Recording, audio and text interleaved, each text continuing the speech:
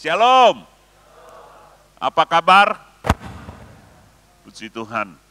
Sudah lama tidak berjumpa ya, beberapa tahun. Senang sekali berada di tengah-tengah Bapak Ibu Saudara. Bersyukur kepada Tuhan untuk kesempatannya dan terima kasih kepada Ahya dan Aso ya. Ini abang saya, Saudara. Ya, kami sudah sepakat dan cocok ya untuk kita bisa berfellowship. Tentu ada maksud Tuhan mengutus saya dan istri ada di tengah-tengah Bapak Ibu Saudara, tapi kemudian juga ada unsur manusia yang kuat. Artinya gembala sudah membuka pintu dan saudara semua hadir bukan sebuah kebetulan. Jadi maksud Tuhan bisa terjadi dalam hidup kita sangat tergantung respon kita. Saya mau mendorong Bapak Ibu ya sebelum khotbah lebih lanjut karena ini inti dari segala inti. Saudara mesti dengarkan Tuhan, mesti ada koneksi pribadi dengan Tuhan, terutama lewat membaca dan merenungkan firman. Dalam segala situasi kalau saudara kuat dan berakar dalam firman, ada tuntunan yang jelas, saudara tidak mudah goyang. Keadaan lingkungan bisa mengecewakan. Kita bisa takut. Ya, waktu pertama virus corona datang, saya pun takut. Ya. Tapi saudara, firman itu berakar, firman itu yang menguatkan, firman itu yang menghidupkan dan mengarahkan. Jadi bedanya kita yang berakar dalam firman sama tidak ketika masalah datang. Ketika sukacita datang, berkat datang, itu juga membedakan. Apakah kita tetap berakar di dalam dia. Jadi saudara bangun kebiasaan, ngerti tidak ngerti baca Alkitab. Renungkan, selidiki. Tidak gampang, khususnya buat kita atau saya, orang intim yang gak suka baca. Tapi percayalah, saya diberkati oleh perenungan firman. Khususnya masa pandemik 2-3 tahun ini, puji Tuhan ya, corona datang menolong saya untuk lebih intim dengan Tuhan. Saya tidak tahu dengan saudara, tentu ada banyak hal struggling yang kita alami di masa corona, tapi saya bersyukur lewat corona ini hidup saya dibawa lebih dalam ya bersama Tuhan, dengan istri dan keluarga, tentu juga kepada amanat agung. Saya kemarin bilang sama Happy, bilang bersyukur saudara punya gembala yang peka, berdoa buat Indonesia dan sebagainya. Memang kita perlu mendoakan Indonesia karena di mana kita tinggal itu menentukan nasib kita. Sebuah kebenaran yang saya peroleh saudara, sebenarnya umur kita itu Tuhan tidak tentukan 50, 60, 70 atau 80, tergantung kita dan Tuhan. Bisa panjang, bisa pendek, ada banyak faktor. Ada banyak faktor, satu misalnya faktor kesehatan. Ya. Kemudian faktor apa lagi, apakah kita mentaati firman. Apa buktinya Pak? Oh ada ayatnya, hormatilah ayahmu dan ibumu maka panjang umurmu di bumi. Berarti kalau kita menghormati, umur kita bisa diperpanjang. Jadi Tuhan nggak bilang, wah 69 nih kayak orang Kwamia. Kalau ini udah nggak lewat, ya kalau kita percaya ya itu. Tapi sebenarnya kita bisa negosiasi, kita bisa ngobrol sama Tuhan. Itu soal umur, apalagi soal kerjaan, masa depan, berkat dan sebagainya. Semua bisa kita atur, tanda kutip bersama Tuhan. Tuhan tidak saklek ngatur kita karena dia Bapa. Jadi perbanyak ngobrol. Kalau saudara bosan berdoa, gak usah pakai kalimat doa, ngobrol aja sama Tuhan. Nah, anak saya menolong saya membuat PPT ini, kira-kira 1 bulan yang lalu. Saya doa, kemudian makin dipertajam, revisi. Terus kemudian waktu kemarin makan sama hambanya Pak Markus, kok mirip-mirip yang dia sharingkan sama PPT yang saya buat. Ya, berarti Tuhan hendak bicara kepada setiap Bapak Ibu Saudara lewat kami. Judulnya adalah kehadiran membawa berkat. Jadi kita hadir, ini banyak orang Teochew, saya orang Teochew, kalau bahasa Teochew-nya itu gini, Ki Meng Sa Hung Cheng, bertemu itu ya keakrabannya bertambah 30%. Jadi kalau deal-deal bisnis di telepon nggak jadi, begitu makan, ketemu, saudara jadi. Harga bisa diatur, ya kan? Jadi hadir itu penting, saudara. Bertemu itu penting. Kehadiran membawa berkat.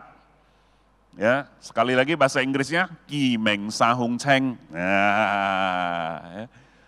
Jadi saya sebenarnya sangat diberkati ya datang ke Ponti ini selain membawa firman Tuhan, saya menikmati kopi, kemudian kemarin siang jalan-jalan ada pisang goreng, ya. Yang lebih lagi, saudara, kita dikuatkan, bersekutu, ketemu dengan orang-orang. Oh ya, masih hidup ya. Saudara, perlu dirayakan loh, bukan kita takut mati, enggak. Ya, semua ada waktu, tapi hari ini kita masih bisa bertemu dan hidup itu kasih karunia. Ya. Berapa banyak yang sudah berpulang, saudara. Ya. Jadi kehadiran membawa berkat judulnya. Mau hadir di komsel, hadir di ibadah, hadir di rumah orang tua kunjungi anak, demikian sebaliknya. Ada banyak kehadiran. Nah masalahnya adalah bagaimana caranya kita hadir di mana saja kita jadi berkat. Kan kadang-kadang kita kan ngomong, wah lailo, kita harus menyimpang, ya kan? Tapi kadang-kadang orang hadir, kita senang ketemu orang nih. Tapi kalau dari jauh ada yang kita gak suka. Jadi pertanyaannya kalau kita hadir di tengah-tengah komunitas, orang dapat kasih karunia atau butuh kasih karunia untuk tetap sama kita. Ya, kita jenis yang mana? Ya kan? Tuhan mau kehadiran kita itu membawa berkat bagi banyak orang. Kita mau belajar sama-sama. Coba lihat firman Tuhannya dalam Roma pasal yang pertama, klik. Ya, Rasul Paulus bilang begini sama jemaat di Roma, karena Allah yang kulayani dengan segenap hatiku dalam pemberitaan Injil anaknya adalah saksiku bahwa dalam doaku selalu mengingat kamu. Aku berdoa supaya dengan kehendak Allah, aku akhirnya beroleh kesempatan untuk apa? Mengunjungi kamu, sebab aku ingin melihat kamu untuk memberikan karunia rohani kepada kamu, guna menguatkan kamu, yaitu supaya aku ada di antara kamu dan turut terhibur oleh iman kita bersama, baik oleh imanmu maupun oleh imanku. Lihat, Rasul Paulus buat surat ini, saudara, zaman dulu belum ada Lion Air, apalagi Superjet. Ya kan saudara? Belum ada WhatsApp, WA, ini perlu bertahun-tahun direncanakan. Tapi seorang Rasul Paulus yang sibuk merintis begitu banyak gereja, dia perjuangkan untuk ketemu sama jemaat di Roma. Dia planning, apalagi kita yang hari-hari ini saudara kunjungan, ada sepeda motor, ya ke gereja, ya online tidak salah. Gereja kita juga online. Tapi itu kan kondisi dan situasi. Jika memungkinkan, kita ini mesti offline, ketemu.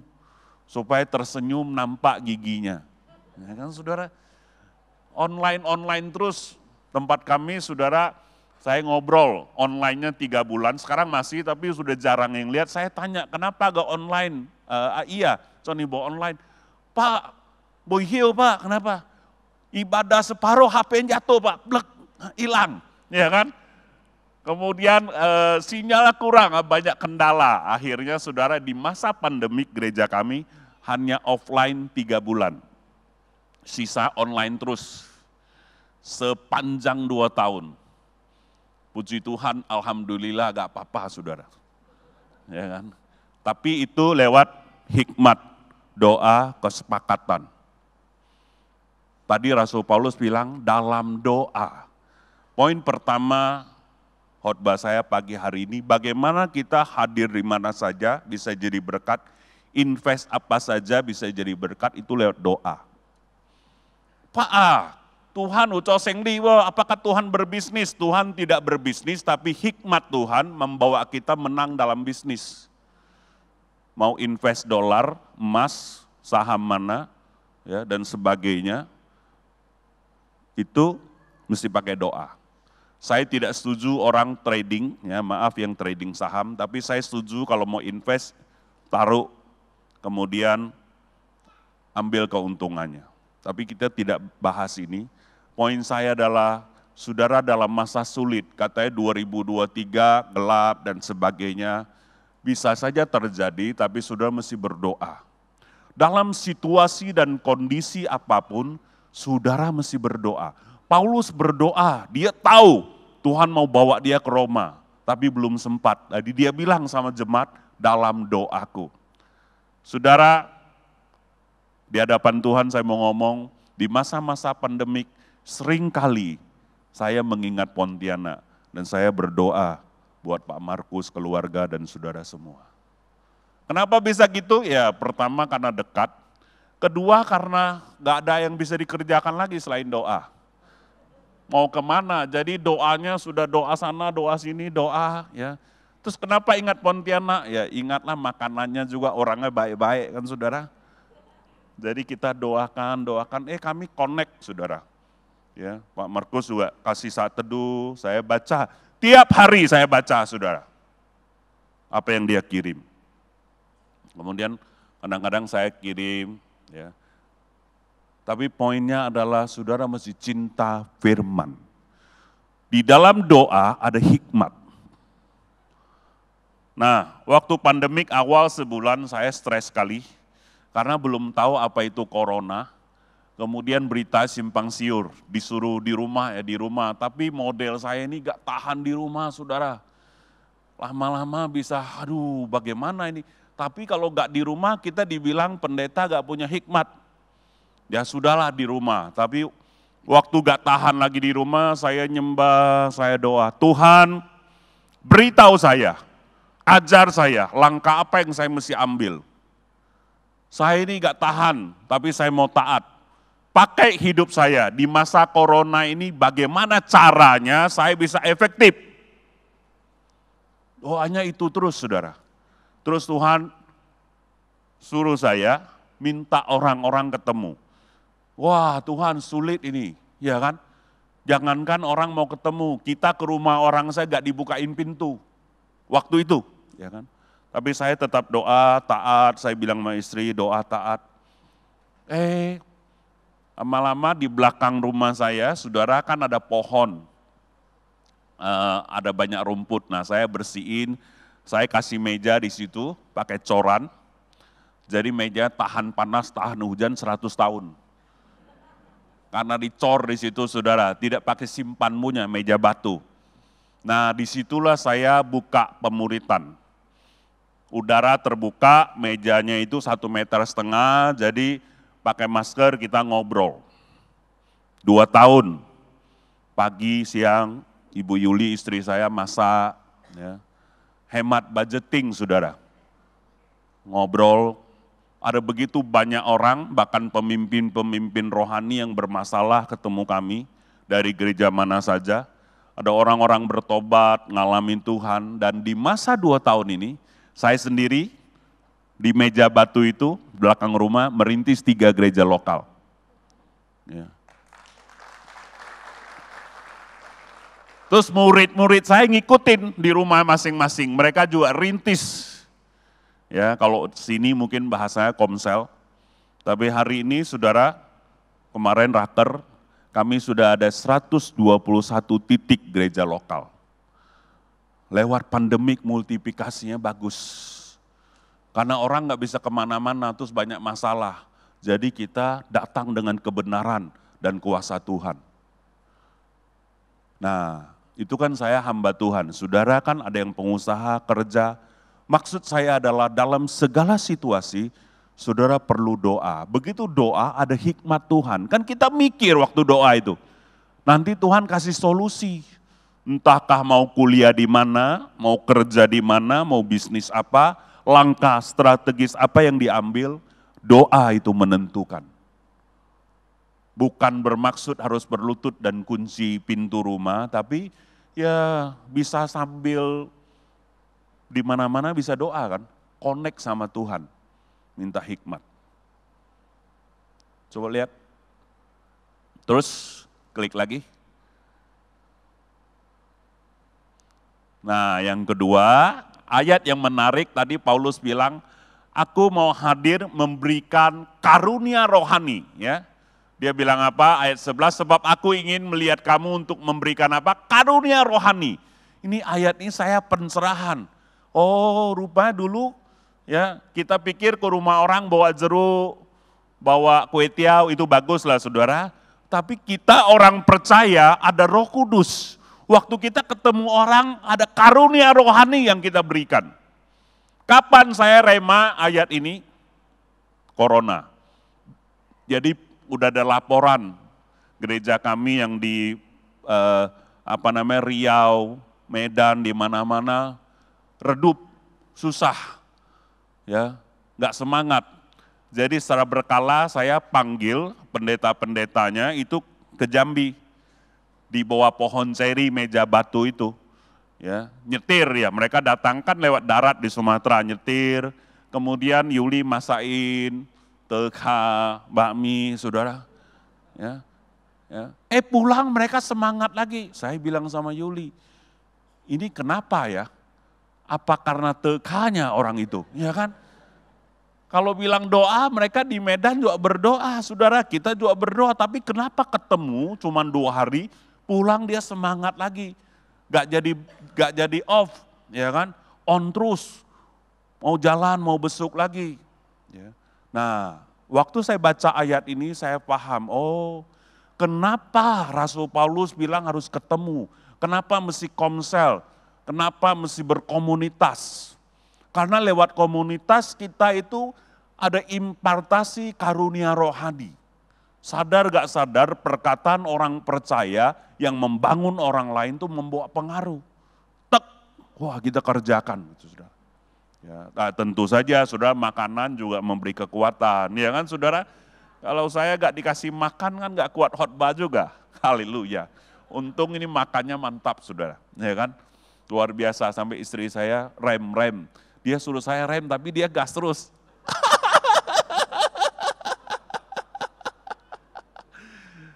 Ya, saudara bisa diaplikasikan. Yang pertama, saudara mesti doa, minta hikmat, ya, pribadi, bukan korporat. Korporat itu penting, tapi saudara pribadi, ya. Khususnya anak-anak muda. Masa depanmu ada dalam doamu, hikmat Tuhan di antara kamu. Yang kedua, ya, saudara hadir ketemu itu penting.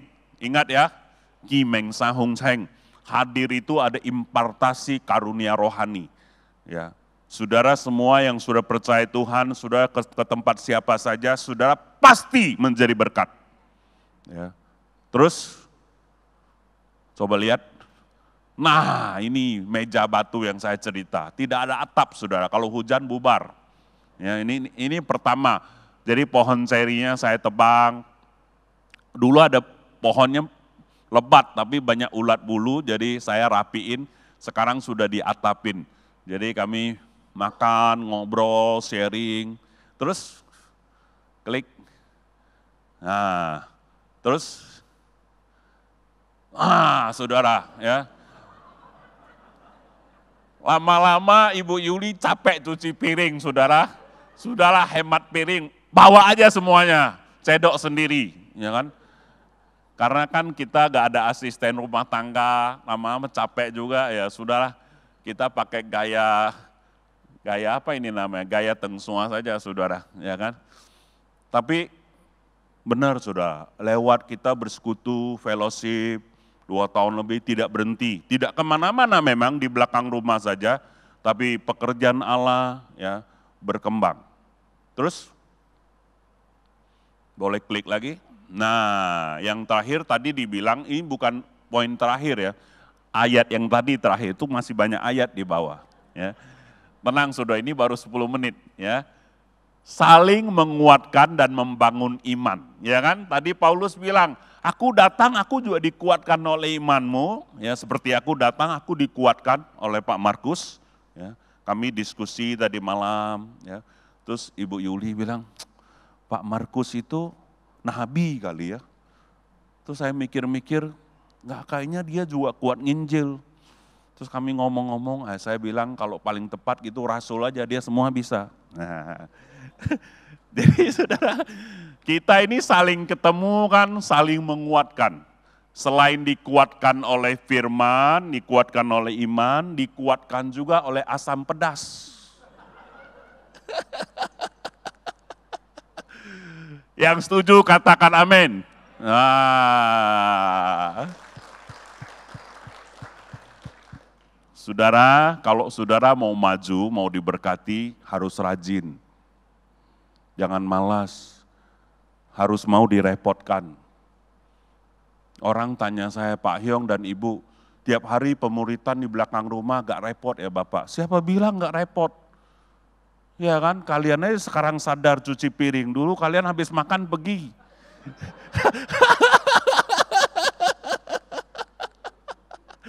Itu repot, tapi kan enggak lah, kita kan sukacita melakukan karena Tuhan.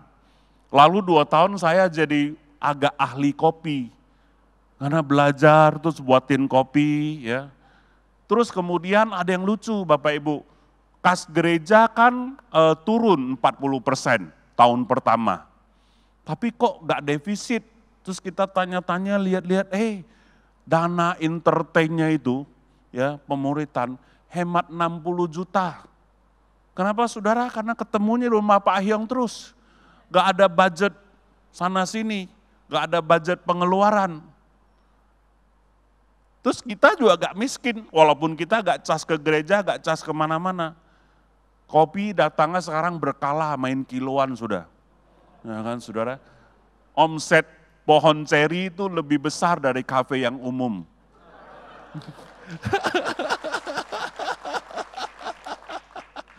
Tapi bersyukur ada orang Ponti undang kami, akhirnya kami keluar dari pohon ceri, saudara.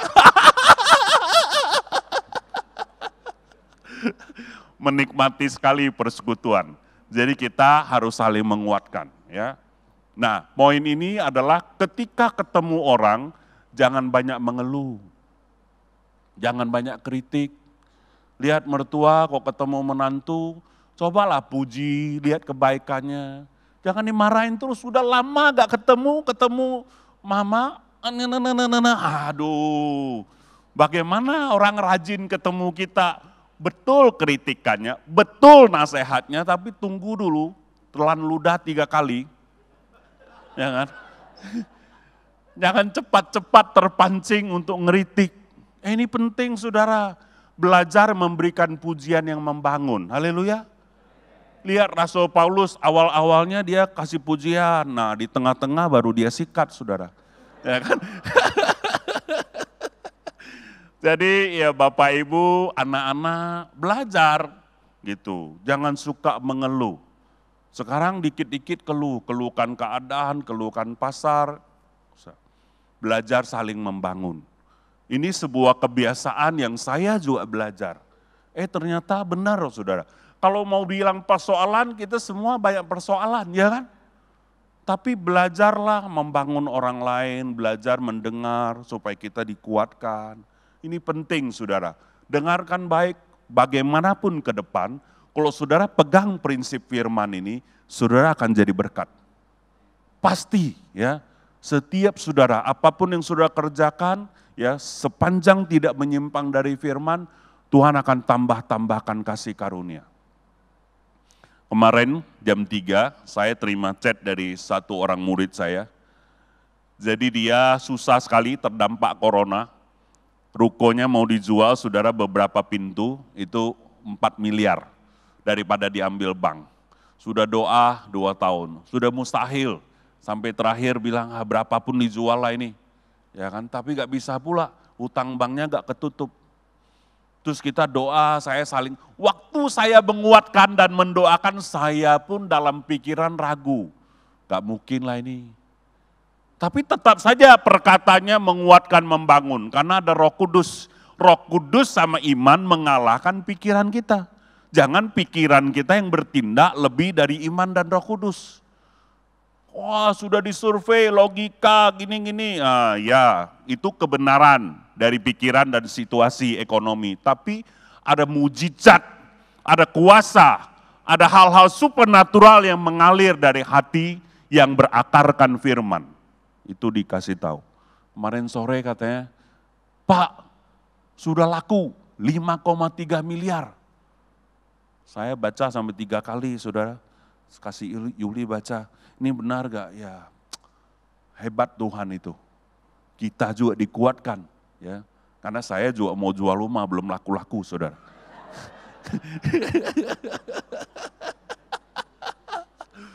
Sudah doa juga, ya. Masa pendeta doa gak jalan? Ya, bukan soal pendetanya, ini kan kompleks, banyak hal. Tapi kita tetap percaya. Kita tetap memperkatakan yang baik. Amin. Ya, puji Tuhan saudara. Ya, jadi khususnya para orang tua, bangun anak-anakmu. Perkataan yang penuh kasih karunia. Jangan suka, saya lihat ya, woki wale. Wah saudara, ya, kadang-kadang asing suka saudara. Dia refleks keluar karena dari akongnya juga gitu kan saudara, kebiasaan. Nah sekarang, tarik nafas 3 kali, telan ludah 3 kali. Nah, perkataan kita harus membangun, amin. Ya, terus klik. Ada, nah ini saya mau cerita saudara. Ketika kami bertemu para leader-leader yang bermasalah, saya arahkan semua untuk melakukan apa yang Tuhan mau. Jadi bukan soal ekonomi, bukan soal hati saja, tapi kalau engkau mau bangkit, ketemu orang, cari jiwa. Tapi dia bilang, Pak, kami gak pernah, ayo aku temani. Ini bukan yang dari gereja kita, ini orang-orang baru yang Tuhan kirim. Saya temani ya, ternyata di pinggiran kota Jambi itu banyak juga orang-orang Chinese yang piara babi, yang kerjakan banyak hal, sakit, gak bisa berobat, corona. Nah, kami diajak besuk, doakan. Mereka semua bukan orang percaya Tuhan Yesus, tapi banyak mujizat saudara. Lalu tersebar di kampung itu, hey ada orang dia bisa tahu loh, sakit aku apa, terus kemudian kasih tahu, dia bisa tahu juga cucung aku khawatirin gitu. Wah heboh kampung itu saudara, karena kuasa Tuhan. Ingat, bukan karena Ahyong. Kita cuma alat. Heboh, saudara, lama-lama orang terima Yesus. Saya muridkan, saya tidak kerjakan langsung, tapi saya muridkan ya. Ingat, waktu kita injili orang, jangan incar pribadi, incar sekeluarga, anak cucunya. Kalau satu itu kurang mantap, satu dimenangkan, kita mesti ambil segencet, naik. Ya ada orang-orang yang kemudian saya mentor, muridkan untuk kerjakan amanat agung, terus nah mulai saudara kalau yang tua-tua dibaptis, yang lain biasa ngikut. Ya, sama ini buta huruf tapi dia percaya Tuhan, dia sukacita. Ya, dibaptis orang-orang bilang mustahil, tapi bagi Tuhan nggak ada yang mustahil. Terus ini juga saudara ya. Jadi Ibu Yuli muridkan ya, Ibu Dorcas yang leader, salah satu leader yang saya muridkan sama Yuli. Kemudian orang-orang mulai dibaptis. Ada banyak sekali di kampung itu. Terus sampai saya ulang tahun, saudara, mereka masakin miswa sama telur. Itu budaya sudah hilang 20 tahun dalam hidup saya. Saya baru dulu umur 6-7 mama saya bikinin saya angnenga. Sudah tahu ya, telur merah itu sama miswa harus makan, sudah 30 tahun hilang. Si ama bikini, mu seulang tahun mesti makan miswa, oi teng mia, dia bilang kan. Dia bawain telur, wih saya terharu makannya, ya kan, luar biasa juga. Nah mereka semangat dan sungguh-sungguh, ya. Terus akhirnya bikinlah persekutuan, tempat gak ada, mereka gotong royong. Terus ya Rumah-rumah mereka jebol sendiri. Saya gak suruh, tahu-tahu sudah jebol. Karena rumahnya kan R7S. Rumah sangat sempit, sederhana, samping selokan, susah selonjor. Ya.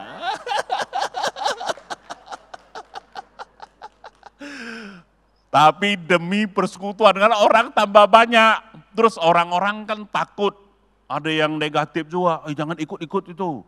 Itu kalau kamu pergi sekali terhisap itu, ada dukunnya itu. Wah, itu orang jangan main-main tuh kelompok katanya. Jadi ada yang takut, tapi ada yang oke. Nah yang oke ini mulai ya yang mengalami mujizat kuasa Tuhan, ada banyak mujizat di situ. Karena orang-orang susah, banyak yang kena PHK, jadi kita memberikan harapan ya lewat Tuhan, lewat kita bicara Tuhan mengubah nasib, Tuhan buat kesembuhan. Apakah sudah dapat kerja? Belum. Sampai ini mereka jebol-jebol belum juga. Tapi ya minimal kita bertindak. Terus gereja kasih beras, ya mereka rela. Terus, nah jadi gereja saudara. Terus sampai keluar-keluar.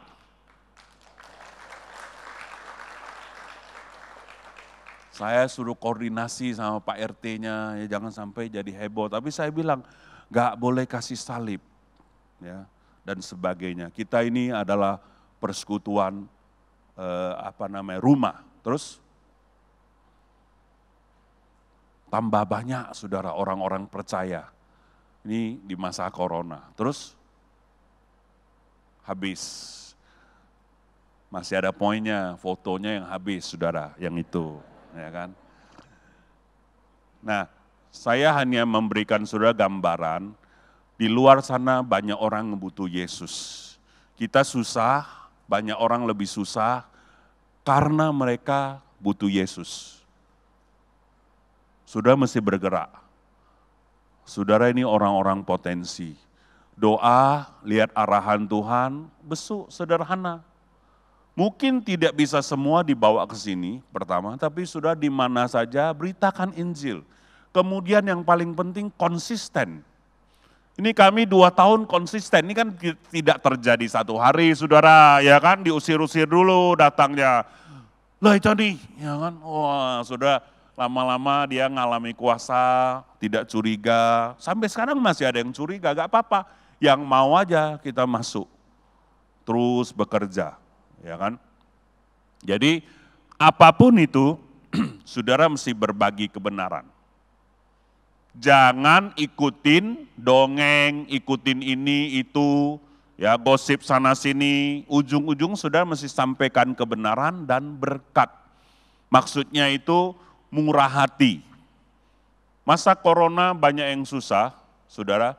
Gereja kita, ya saya sudah bilang, kas gerejanya juga merosot, tapi kita arahkan, stop semua pembangunan, ganti mic, ganti mixer semua, gak lagi, beli beras, kasih yang butuh.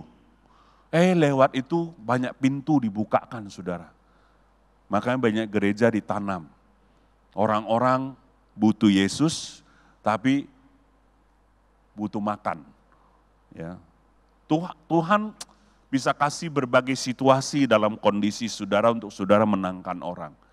Poinnya adalah saudara harus mau jadi alat, mau Tuhan pakai. Ya, saya dorong saudara bergerak bersama-sama dengan gembala saudara. Ini Pak Tony ini sudah ngomong terus. Saya lihat akhirnya saya siang, malam, chat, ngomong semua. Ya, saudara mesti responi dan bergerak. Gak usah heboh, ini karunianya kan hebat bisa gini. Saudara kayak saya aja, ya kan, di mana-mana gitu, pelan-pelan. 1-2 orang tuh berharga, bawa kepada Tuhan. Ikuti, ada urapan di tengah-tengah saudara. Ya. Bagikan berkat dan kebenaran. Kita lihat ayatnya. Klik. Nah, itu dia saudara, ya. Ini dalam cerita yang sama, Paulus mengulang. Tetapi sekarang aku sedang dalam perjalanan ke Yerusalem untuk mengantarkan bantuan kepada orang kudus. Ceritanya itu Roma dari pasal pertama sampai 15 tuh gak ada putusnya. Dulu Alkitab tuh gak ada pasal sama ayat, itu satu surat. Surat Roma ini surat yang panjang saudara. Jadi Paulus kasih kirim, ya, nggak kayak sekarang, ada kerja, nggak ada kerja, oke. Ada penting, nggak ada penting, semua di forward. Waduh, gunakan jempol dengan bijak, saudara. Begitu salah, sorry ya, hoak. Tahan di saudara. Jangan semua saudara kirim. Rasul Paulus buat surat ini bayar harga, beruntung dia buat surat sehingga kita ada dasar untuk belajar. Ya. Apa kata Paulus kepada jemaat itu? Tapi sekarang aku sedang dalam perjalanan ke Yerusalem untuk mengantar bantuan kepada orang-orang kudus. Paulus kasih bantuan ke orang kudus, dia ajari jemaat di Roma. Jadi waktu kita memberi, saudara boleh kasih tahu orang lain, ya, saudara seiman, untuk juga dia bisa memberi. Berohani, saudara. Cerita, gak apa-apa, bukan untuk memuliakan kita. Tapi gaya hidup orang tua mesti ditularkan ke anak. Ya, mesti diajarkan anak-anak juga. Sebab Makedonia dan Akaya telah mengambil keputusan untuk menyumbangkan sesuatu kepada orang-orang miskin di antara orang-orang kudus di Yerusalem. Ya. Terus, klik. Keputusan itu memang telah mereka ambil, tapi itu adalah kewajiban, garis bawahnya kewajiban mereka. Sebab jika bangsa-bangsa lain telah beroleh bagian dalam harta rohani orang Yahudi, maka wajiblah juga bangsa-bangsa lain itu melayani orang Yahudi dengan harta duniawi mereka. Saya baru-baru ini dapat pencerahan ayat ini. Ternyata ada sebuah prinsip dari Alkitab yang kita mesti belajar. Ketika kita mendapat berkat rohani dari gembala, dari PKS kita, saudara, wajib kita memenuhi kebutuhan duniawi mereka. Apa itu kebutuhan duniawi? Ya makan, minum, pakai, saudara. Jadi saudara mesti murah hati. Orang-orang kudus di sini, ya kalau zaman dulu orang Lewi full time, zaman sekarang ya hamba-hamba Tuhan atau orang-orang yang melayani walaupun bukan full timer. Termasuk ke Israel saya yakin juga memberkati orang Yahudi. Jadi saudara ya doakan supaya saudara juga berkesempatan mengunjungi Israel. Tapi saudara, prinsipnya penting saya mau ajarkan, ini wajib.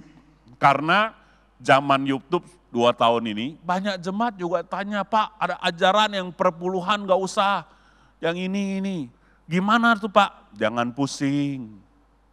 Kita memberi bukan karena Taurat, bukan karena aturan dari perjanjian lama, kita memberi karena kita mengasihi Tuhan. Karena Tuhan taruhkan orang-orang yang bertobat itu murah hati. Itu saja. Jangan pergi perdebatkan boleh gak boleh. Orang Tuhan Yesus masih mengajarkan saudaraku. Ya, bukan soal perpuluhannya. Tapi motivasinya benar. Ya, Paulus ajarkan ini kepada jemaat-jemaat. Coba lihat 28. Apabila aku sudah menunaikan tugas itu dan sudah menyerahkan hasil usaha bangsa-bangsa lain kepada mereka, aku akan berangkat ke Spanyol melalui kota kamu. Dengan sengaja dia singgah ketemu orang-orang di Roma. Ya. Tujuannya mau ke Spanyol. Tapi yang saya diberkati juga sebenarnya bantuan itu kan boleh kirim orang lain pergi Yerusalem. Tapi Paulus antar sendiri. Dia bilang dia tunaikan tugas. Berarti ini mulia, saudara. Ya. Paulus mau kerjakan itu. Waktu saya ajarkan ini, saudara, saya diberkati ada jemaat yang tanam jambu. Buah pertamanya dia antar ke rumah saya. Saya tahu orang ini bukan orang yang senang. Jambunya mungkin dia belum makan. Itu buah pertama. Dia bilang ini untuk Ko Ahyong, buah sulung. Bukan soal jambunya, saudara. Orang-orang yang mengerjakan prinsip kebenaran, hidupnya tidak akan kekurangan. Ya. Jadi maksud saya ketika saudara baca Alkitab, seperti saya, dulu saya baca aja, sekarang direnungkan, ada banyak hikmat. Dan ketika kita praktek, hidup kita berubah. Terus menerus mengalami kebenaran. Terus, dan aku tahu bahwa jika aku datang mengunjungi kamu, Aku akan melakukannya dengan penuh berkat Kristus. Diulangi kan? Datang membawa berkat rohani, datang membawa berkat Kristus penuh. Hari ini saya dan istri datang membawa berkat Kristus buat Bapak Ibu semua. Ya. Saya percaya itu, saudara. Ya. Kalau ada waktu dan kesempatan, datang di ibadah sore. Saya akan sharingkan juga berkat Kristus yang berbeda. Bukan promosi, tapi himbauan. Ya. 30, tetapi demi Kristus Tuhan kita dan demi kasih Roh, aku menasihatkan kamu saudara-saudara untuk bergumul bersama-sama dengan aku dalam doa kepada Allah. Dia ulangi kan, suruh doakan. Supaya aku terpelihara dari orang-orang yang tidak taat di Yudea, dan supaya pelayananku untuk Yerusalem disambut dengan baik oleh orang-orang kudus di sana. Perhatikan, kadang-kadang kita berbuat baik, orang belum tentu terima. Tapi jangan kecil hati, terus saja berbuat baik. Amin. Terus, klik agar aku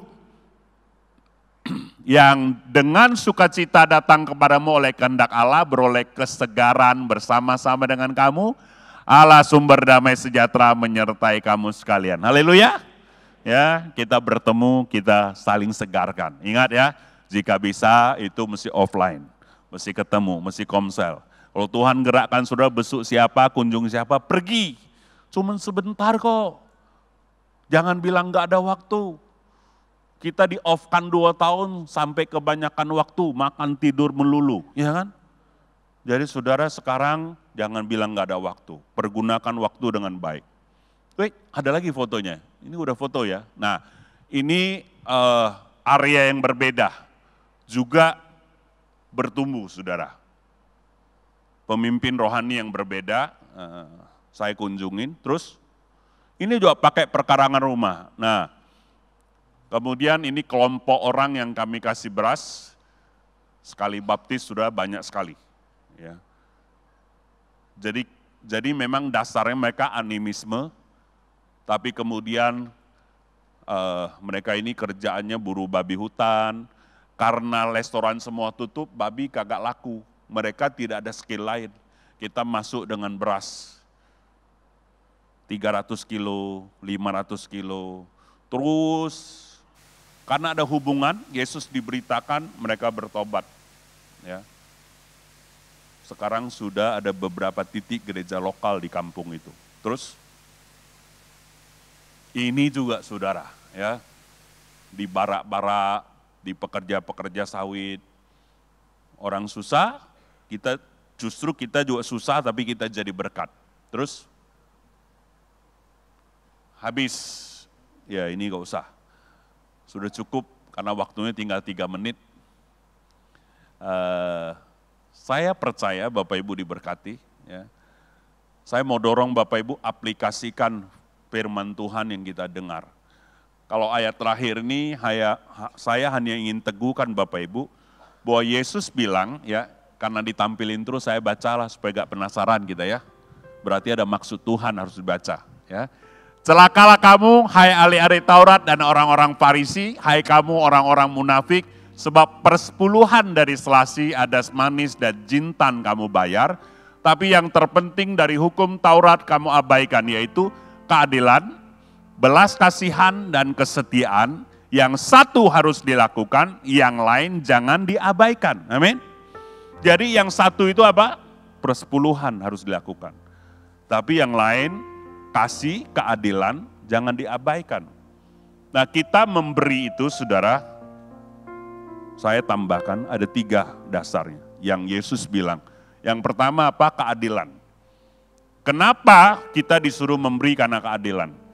Dulu zaman dulu orang Lewi gak dapat tanah. Jadi supaya adil semua dapat makan, maka Tuhan suruh kasih perpuluhan. Sampai sekarang kita terapkan ada hamba-hamba Tuhan full time yang melayani, kita tetap memberi supaya adil. Ya, saling menopang dari sisi keuangan. Yang kedua, saudara, belas kasihan. Ya, kita memberi kepada janda miskin, kepada orang-orang susah. Gereja sekarang wujudnya dana diakonia dan sebagainya. Karena ada kasih, kita memberi. Karena ada belas kasihan dari Tuhan. Yang ketiga, kesetiaan. Nah itu apa? Dulu saudara, orang-orang Israel kalau panen gandum, genggaman pertama dipotong, terus diangkat tinggi-tinggi. Kami mengingat kesetiaan Tuhan yang sudah pimpin kami dari Mesir ke tanah perjanjian. Inilah persembahan sulung. Terus dia antar ke rumah Tuhan. Nah, dari situlah buah sulung diterapkan. Mengingat kesetiaan Tuhan yang menyertai mereka dari dulu sampai sekarang. Gereja Perjanjian Baru mewujudkan dengan persembahan sulung. Itu karena mengingat kesetiaan Tuhan. 3 dasar ini Yesus masih pakai, saudara. Aplikasinya tergantung gereja masing-masing. Tapi prinsipnya kita mesti ngerti kenapa kita ada persembahan, ada perpuluhan, ada buah sulung. Karena dasarnya datang dari situ. Bukan karena kita takut tidak diberkati. Oh, kita gak memberi nanti Tuhan kutuk. Tidak ada kutukan. Tuhan mengasihi kita. Kita memberi itu karena kita tahu dasar yang Yesus ajarkan. Amin, saudara? Jadi poin terakhir adalah kita mesti murah hati. Ya, bagikan kebenaran, bagikan juga berkat. Jangan khotbah melulu, tindakannya kagak ada. Ya, kalau mau ke rumah orang tua, bawalah kue tiaw, meskipun dia bisa beli. Ya, saudara mesti juga bermurah hati. Amin. Bisa diaplikasikan? Ya. Mari kita datang kepada Tuhan, saudara. Saya mau ajak kita merenungkan kebenaran yang kau dengar. Saya percaya Tuhan bicara di hati setiap Bapak Ibu. Tuhan mengasihi setiap Bapak Ibu. Apa yang harus engkau lakukan, harus engkau taati, harus engkau kerjakan lewat firman yang engkau dengar hari ini. Apabila engkau dengar dan engkau bilang, ya Tuhan, aku harus berubah di sini, di poin ini, di poin ini. Taruhkan tanganmu di hati dan engkau berdoa. Saya beri engkau waktu untuk berdoa kepada Tuhan, meresponi firman yang engkau dengar.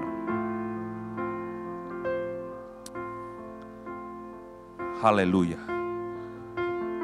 Tuhan akan menolong engkau, memberikan engkau kasih karunia dan pengurapan untuk engkau mampu melakukan firman yang engkau dengar hari ini. Bapa Surgawi, engkau mengurapi, memberkati. Aku berdoa berkat Kristus ini penuh atas setiap kami. Ada anugerah dan kemampuan dari Surgawi memampukan kami aplikasi firman-Mu hari ini. Berkati hamba-Mu, Pak Tony dan istri, dan hamba-hamba Tuhan, pekerja Tuhan. Berkati semua jemaat. Terima kasih mereka sudah welcome kami. Kami kembalikan kemuliaan, hormat, dan berkat atas mereka dan jemaat di tempat ini. Pakai mereka jadi berkat di dalam nama Yesus Tuhan. Saya serahkan. Tuhan Yesus memberkati saudara.